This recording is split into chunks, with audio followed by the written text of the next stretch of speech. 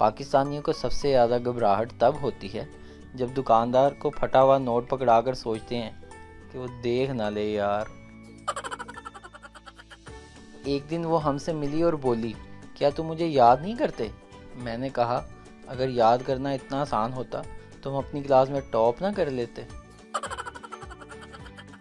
पाकिस्तान दुनिया का वो वाहिद मुल्क है जहाँ डॉक्टर का काम सिर्फ दवाई देना है और मरीज़ की तशख़ीस करना नहीं, क्योंकि मरीज़ ये काम खुद करते हैं।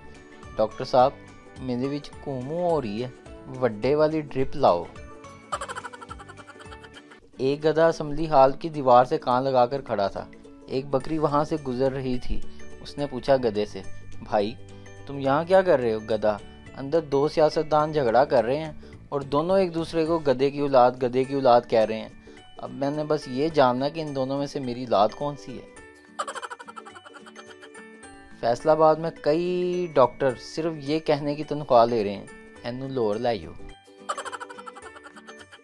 दुनिया चांद से होकर मरीख पर पहुंच गई, पर हमारे यहाँ आज भी गैर मुल्कियों को ऐसे देखा जाता है जैसे बच्चे बंदर को देखते हैं। एक औरत ने एक दिन अपने शोहर का मोबाइल चेक किया। लड़कियों के नाम कुछ इस तरह सेव किए हुए थे, आंखों का इलाज, बातों का इलाज, दिल का इलाज। बीवी ने नहायत गुस्से में अपना नंबर डायल किया तो स्क्रीन पर आया ला इलाज। किसी नौजवान ने शादी से पहले एक बुजुर्ग से पूछा, बीवियां कितनी किस्म की होती हैं?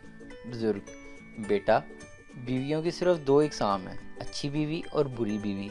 नौजवान, बुरी बीवी किसे कहते हैं? बुजुर्ग, जो आपको बुरी तरह परेशान करे। नौजवान, और अच्छी? बुजुर्ग, जो आपको अच्छी तरह परेशान करे। वीडियो देखने का शुक्रिया। लाइक कीजिए हमारा पेज NTV उर्दू और वीडियो पसंद आए तो ज़रूर शेयर कीजिए।